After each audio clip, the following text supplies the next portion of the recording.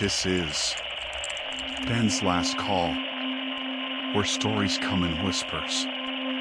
After midnight, when the world goes quiet, but the memories don't. Tonight, I received a call. A woman. Her voice was shaky, like she hadn't spoken in hours. She said just one thing. I need to tell you this before it comes back. Welcome to Ben's last call, where strange stories are told, as if it's their last chance to be heard. I never thought I'd be the one telling this story. Not because I wanted to forget it, but because I wasn't sure I could retell it without my hands shaking. At the time, I just thought I needed a break from the world. After a long, messy breakup, I decided to take a solo trip, my first one ever. Costa Rica wasn't a plan. It was random, but it felt right. Nature, blue oceans, good food, kind people. I read every blog I could find, saved a bunch of spots to visit, and quietly hoped the trip would give me something new. A reset. The first day went smoothly. I landed at Liberia Airport. Sunlight. A light breeze.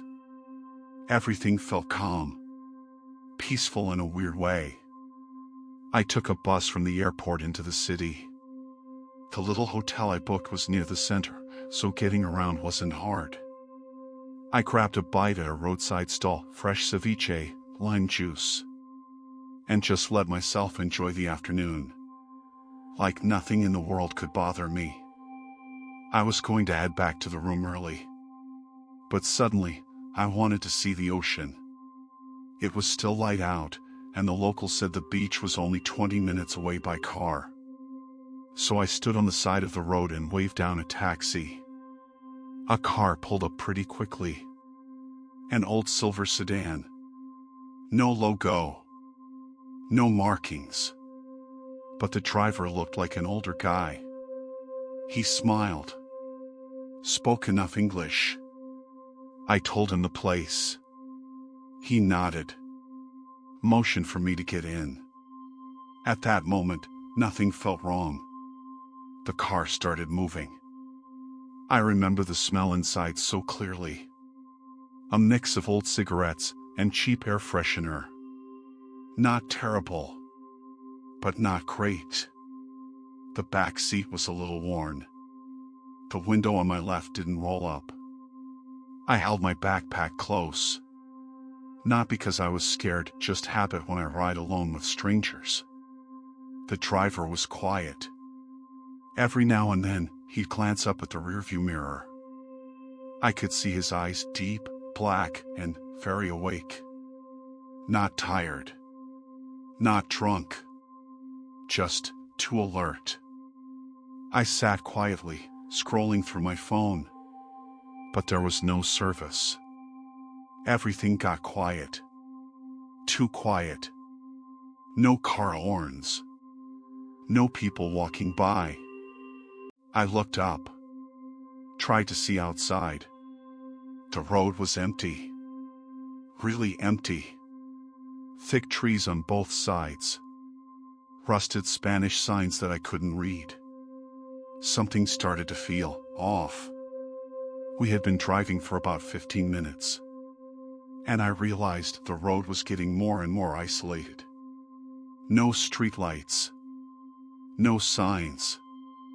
No sound of life. I leaned forward and asked, "Are we almost there?" He didn't answer. Just looked at me through the mirror and gave this small, unexplained smile. It wasn't friendly. It wasn't angry. It was just there. I felt a chill. When you're in a foreign country, don't know the roads, no phone signal, and your driver suddenly goes quiet like that, your body knows something is wrong. Something ancient. A warning in your gut. I opened Google Maps, nothing. Couldn't locate me. I raised my voice a little. I think I want to go back. Please stop the car. Still nothing. Hands steady on the wheel. Eyes didn't blink. The air in the car felt thinner, like it was being sucked out. I started hearing my own heartbeat in my chest, in my ears. I clutched my backpack tighter. And then I heard it. Click. The sound of the doors locking. I wasn't imagining it. I knew that sound. I snapped my head toward the door handle. It was locked. Full-on panic hit me. My eyes shot to the rearview mirror. He was still staring. Still watching me. Not blinking. Not turning away. I still remember exactly how it felt. Realizing I was trapped inside that car. The doors had locked. My phone had no signal. And the man behind the wheel. He didn't seem like a driver anymore. He didn't even seem like a person anymore. I started banging on the door. Stop the car. Don't lie. Stop the car. I screamed, like maybe my voice could break through the thick silence inside that car. He didn't answer. But then, suddenly, the car slammed to a stop. The jolt threw me forward, hitting the back of the seat in front. I was still panicking, trying to understand what just happened. When he turned around, didn't say a word. His face was right there. That same crooked smile, not happy, not angry. Just wrong. Like something was wearing a human face.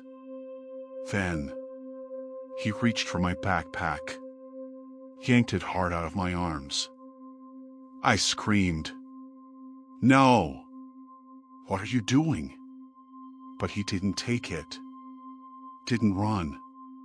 He only managed to pull one strap off me before suddenly. He flung the back door open and shouted something in Spanish I didn't understand. Then he grabbed me. Pulled me out of the seat and shoved me to the ground so hard I hit the gravel face first. My knee lit up in pain. Before I could stand, my bag came flying down after me, landing with a heavy thud right beside me. And then the door closed. Slowly. Deliberately. Like he wanted me to hear it. The car began to roll forward. I was still lying there. Didn't even grab my bag yet. My throat was dry. My breath came in short gasps. But the worst part, the thing that truly chilled me, was seeing him still staring at me through the window. Unblinking. Unmoving. He watched me the whole time as the car rolled away.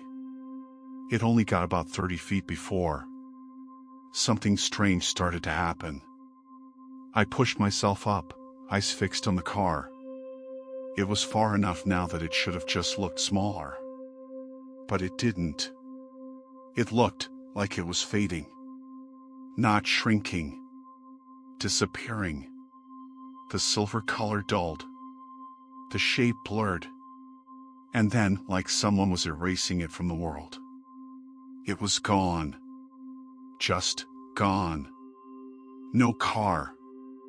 No man. Nothing. I stood up, knees bleeding. My hands were shaking as I picked up my backpack. That's when I really looked around. And realized I had no idea where I was. No houses. No signs. No lights.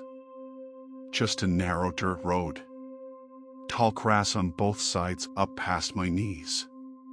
And in the distance, under the pale moonlight, I saw them. Low white stones scattered across a field. I squinted. Gravestones. Old ones. Some cracked. Some leaning. No fence. No chapel. Just a forgotten place where graves lay silent in the dark. The air, it felt thick, like something had gone wrong with reality. The wind was moving, but the trees didn't rustle. There were no crickets, no frogs, no sound, only me, standing there, breathing fast, alone, surrounded by graves. No signal, no help. I turned my phone back on. Still, no signal. Tried sending my location, nothing. Tried calling emergency, nothing. My heart was racing. My throat was burning. I started walking. Anywhere. Just away from there. I kept glancing over my shoulder. The car was gone. But I swear, I could still feel him watching me. Somewhere out in that darkness. Then I heard it. A sound. Soft. Like footsteps. Crunching dry grass. I stopped. So did the sound. I walked faster. It followed. Closer. And closer. I didn't turn around. I couldn't. I ran. Like something was right behind me. Breathing down my neck. About to reach out and grab me. I held my bag tight. Eyes locked on the black road ahead. Just hoping. Begging. To see a light. A house. A person. Anything. I don't know how far I ran. I just know my legs were giving out. And my throat felt torn from fear. I don't remember exactly how long I ran. All I know is when I finally saw headlights in the distance, my legs almost gave out. It was an old pickup truck, paint peeling, crawling slowly down the dusty road. I ran into the middle of the road, waving my arms like a lunatic. Thank God. The driver stopped. It was an old local man, gray beard, kind eyes, but cautious. He asked me something in Spanish. All I could say was, "Please, help. Taxi, bad man, cemetery." Maybe he didn't understand everything, but my face must have said enough. He took me to a nearby gas station, where a few locals were sitting around drinking sodas. When I told them what had happened, at least the parts one could say out loud, they all went quiet. Then one woman murmured something. La Cova de los Muertos. The curve of the dead. I asked what she meant. She hesitated, then translated. That place where he left you, they say cars crash there. Taxis. Trucks. Everything. People vanish. And a few days later, they find their bodies in the woods. Then she looked me straight in the eye and said, "You're the only one who came back. All in one piece." I felt the chill go through me. I got on the first ride back to my hotel. Packed. Booked the first flight home the next morning. But it didn't end there. That last night, in Costa Rica, I lay awake in the hotel bed. The dim yellow lamp cast soft shadows on the ceiling. I couldn't sleep. Over and over in my head, that man's smile. Not violent. Not twisted. Just wrong. Around 3 a.m., I heard a click. The hallway light outside my door flickered off. Then on. Then off again. I sat up. Heart pounding. Then I heard it. Wheels. Soft. Rolling across tile. like a car, moving slowly down the hallway, which made no sense. I was on the 3rd floor. No cars could be up here. I crept toward the door, pressed my ear against the wood. Nothing. And then, click. The sound of a lock. A quiet sound. Barely a whisper. But I knew it. Someone had just tried to open the door. I didn't sleep the rest of the night. I thought, once I got home, the nightmare would end. But it didn't. Every time I look in the mirror now, there's a moment, just a second, when I look away, then look back, and it feels like I've aged. Not a lot. Just a few seconds older. But my eyes, they're not the same. It's like someone else is using my body. Or maybe they used it just once. Now I wake up in the middle of the night. Not from a noise, but from dreams. Dreams where I'm in the taxi again. Only this time, I'm not the passenger.